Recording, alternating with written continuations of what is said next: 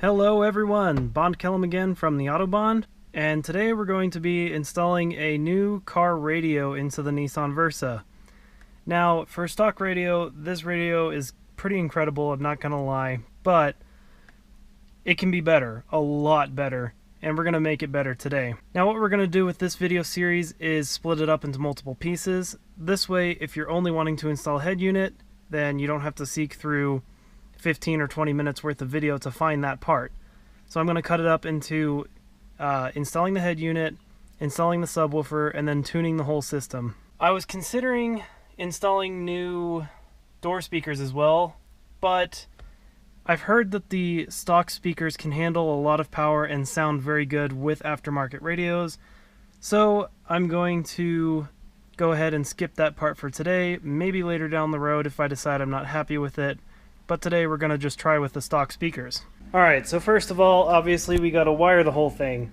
Now I have a wiring harness for my vehicle, which is a Nissan Versa, and I have a wiring harness for the aftermarket radio, which is going to be the JVC KWR920BTS. The main reason why I chose this head unit in particular is because of the high power output it has. It has 25 watts RMS, 50 watts max, which is sort of in the range of what I'm looking for with my current subsystem.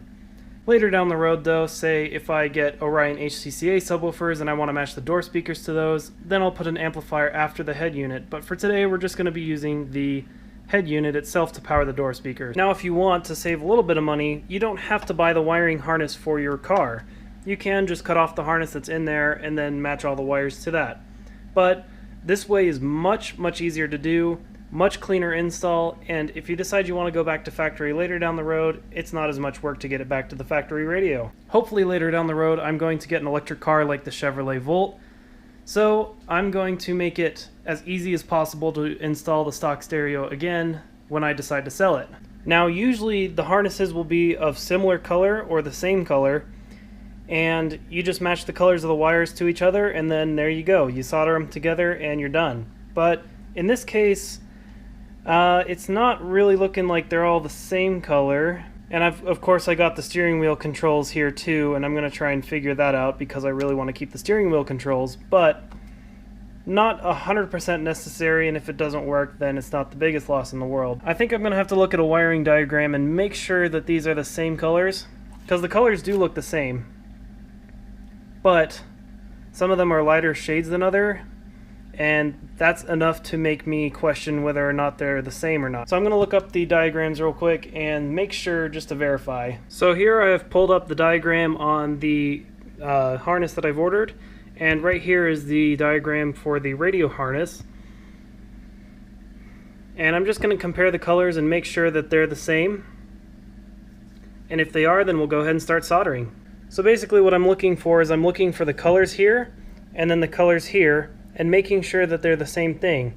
So we're going to look here, and so yellow, red, and black are pretty much universal colors, so we don't really need to worry about those ones.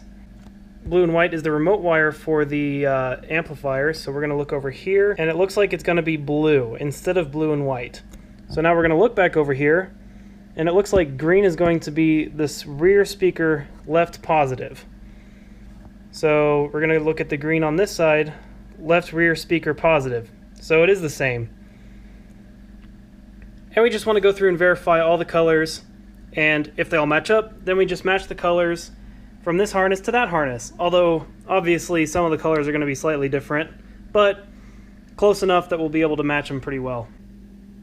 So I'm just going to sit here and strip the wires, and I will be back shortly when I'm done. And we're back. Just a few minutes later, we got everything stripped out, and now we're ready to connect it to the factory harness. So what I'm going to do first is I'm going to... Sorry, I'm holding a camera with one hand. I usually have that head mount on, but it gets really hot. I'm going to take these wires and I'm going to twist them together, and then I'm going to solder them like that. So I just twisted them together like that, and now I'm going to use my soldering iron to solder them together. I will be right back after I'm done doing that. Now, for those of you who have never soldered before, this is how you do it. First of all, you wait for your soldering iron to warm up. It's been warming up for a little bit now. I really need to replace the tip on it, but it should work. To test to make sure that it's hot enough, you touch a piece of the solder to the tip and it melts, so we are good. So then you want to use the solder that's on the tip and hold it under the wire like that, and then just touch the solder to the wire until it melts in there. Repeat for all wires. Now I do want you guys to understand this does take a great deal of patience, so if patience is not your thing, then ask a friend to do this.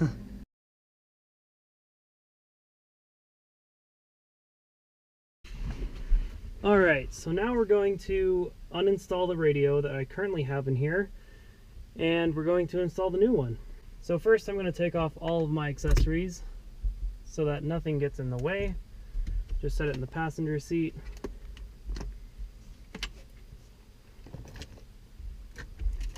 Of course, unplug everything from the radio. Now, I was looking for ways to take this apart, and I'm not 100% sure on how this gets taken apart, but my suspicion is I think we have to pry up right here. So we're gonna just do that. Yep. And hopefully there's some screws or something under here that'll let us take off the radio.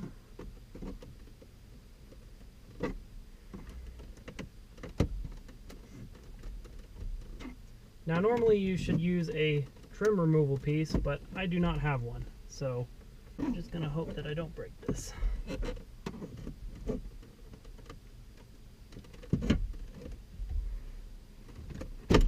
Oh, there we go. So you pop this edge up and then you pull it out like this, I guess. It's a good thing I didn't keep prying or I would have broken it off. Oh, it looks like we need to replace the air conditioner seal. So looking here, it looks like there's two screws right here and here. I'm going to take these and just set it right here. There's a nice little nook right here to put them in.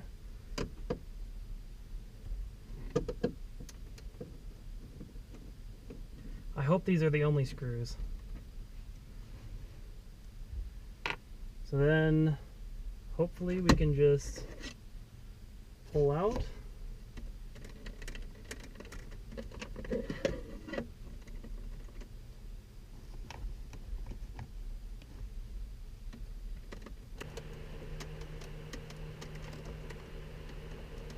It's taking quite a bit of force. Maybe there's another piece.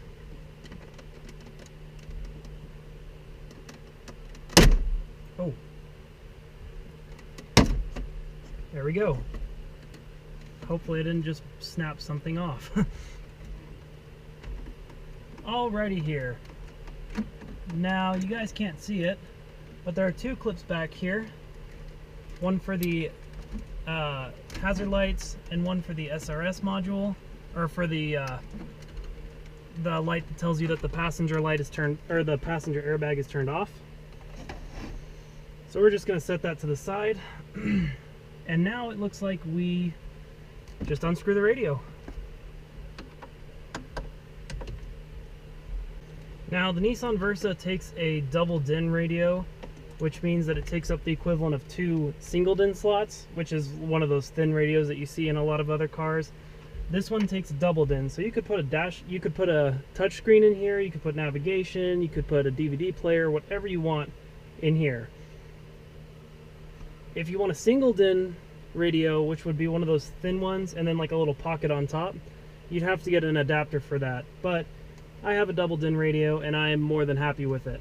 Oh, that is hot. Why is that so hot? Alright, so now we're going to remove this. And here we go.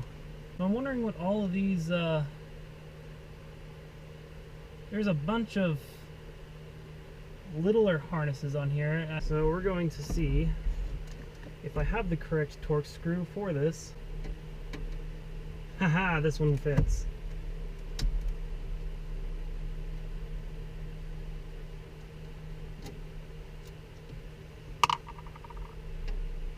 So I'm probably not going to reuse these Torx screws because I really hate Torx screws.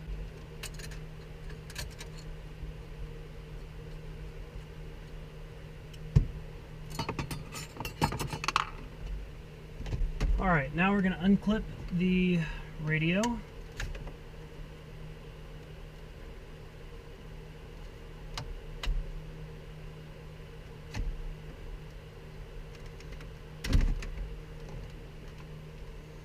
So here's the old factory radio.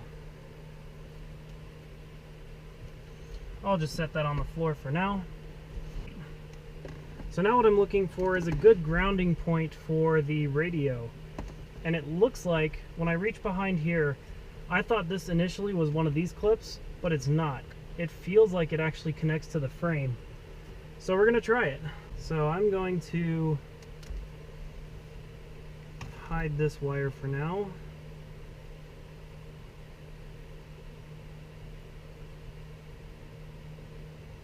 And we will use it later. Same thing with the remote amplifier turn on, because unfortunately my amplifier for my subwoofers will not be here for at least a week. So we're going to be doing that next week. I just want to verify that everything's all connected correctly, and it looks like we're all good to go. So we will plug this in. There we go. All right. Let's hope we didn't bend any wires in the process there. So now we are going to plug this end into our radio.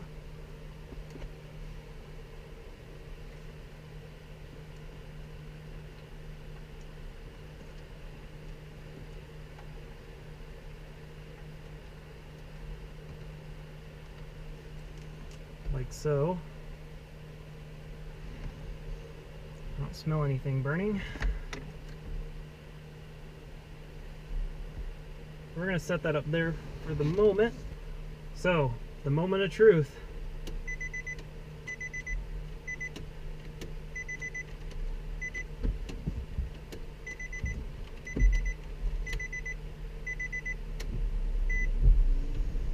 Hey, there we go.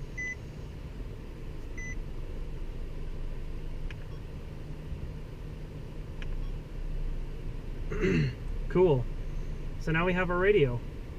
Now if you want your AM and FM radio, you're going to want to get the adapter and you plug it in, and then you plug it into the car, and then you plug it into the back of the head unit.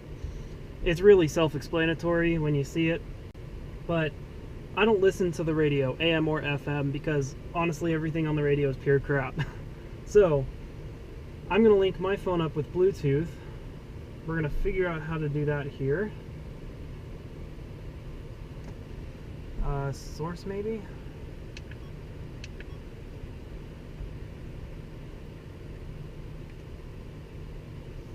And JVC unit shows up on my phone. So we're going to pair it. And there we go. We're going to allow it to access contacts because this is my phone and I would like to make phone calls on this. And the pairing has been completed.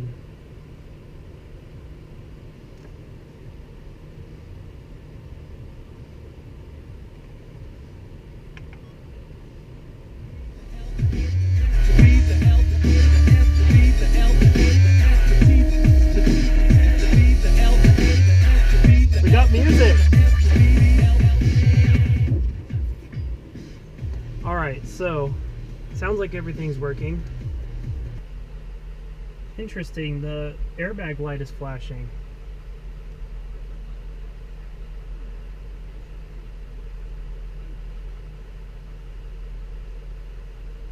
And the key light. Why is... We may have screwed something up here, guys. Oh, I wonder if the airbag light's on because the indicator light's unplugged. The key light... I don't know why that would be. Oh, because the keys are out there. Never mind. Figured out both of those issues. Okay. So, Got all this taped up, we got all those taped up, got that one taped up. Alright, now it's just time to install the brackets again. I'm going to go see if there's any other screws that I can use because I do not want to use the Torx. Guys, I almost forgot to install the microphone. So what I'm going to do here is just install it like right here. There we go. That's perfect.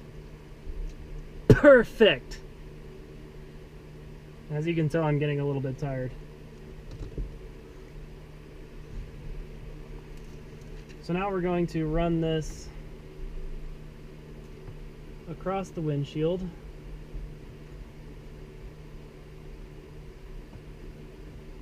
And into the weather stripping.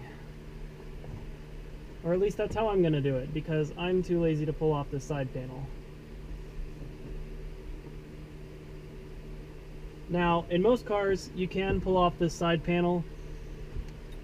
I just don't feel like doing this because I feel like it's going to be a not very fun time getting it back on.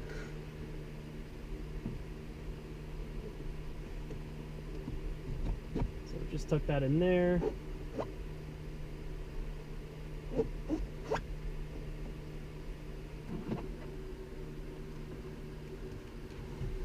So then you just want to find a nice little place to run this.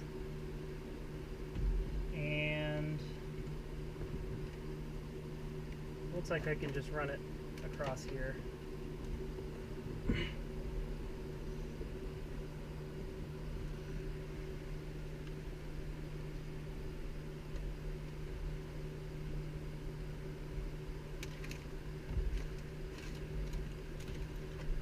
So then I'm going to use a zip tie to zip tie it to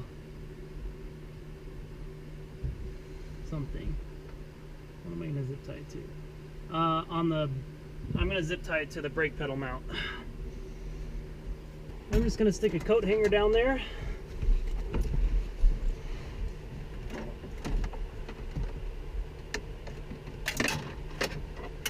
There we go. Alright, so we're going to pull this up through here, see if this works, and it did. What do you know, guys? Alright, so now you see that there's no wires under the footwell, so there won't be any wires interfering here. What I did was I zip tied it up onto the steering wheel column, or not the steering wheel column, the brake pedal support. There's a little piece in there that's holding on the sensor for the brake lights. I just tied it around that. Now we're going to connect it like that. Alright, now it's time to mount the brackets back on. Now let me tell you guys, I was listening to this a little bit and messing with the EQ settings, and I can tell you, this is 1,000,000 times better than the stock system, even without a subwoofer. The speakers in this car are amazing. Now, who knows why Nissan would put amazing speakers in a car and a horrible head unit, but, you know, what do I know? Plus, I found out this head unit works with the headlights. All the other head units that I've ever used don't work with the headlights. So if you look, this is with the headlights turned off, but when I turn them on, it turns red and it gets darker. That I think is super awesome. So now we're going to plug everything back in, plug the SRS module back in, or the, why do I keep saying the module? I mean the light. Plug the hazard light thing back in, make sure it all works.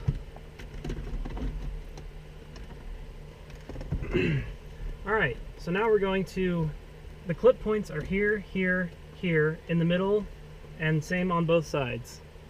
So you just want to press it in there.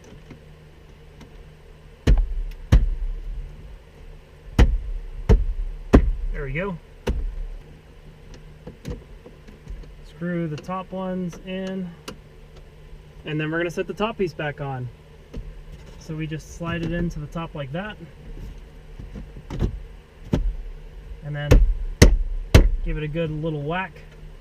Make sure that it's in tight, and it is.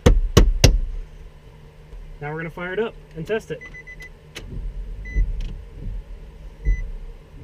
So the airbag light comes back on. We still have audio, which is good. And seems like we're good to go. If you guys enjoyed this video, be sure to give it a thumbs up. Be sure to subscribe to my channel for more car audio fun. Next week I'll be installing a subwoofer into my car. I won't be able to get the amplifier until next week, but as soon as I get that, then I'm going to install it and add that to the system. But until then, have fun on your cars, and I'll see you guys in the next video.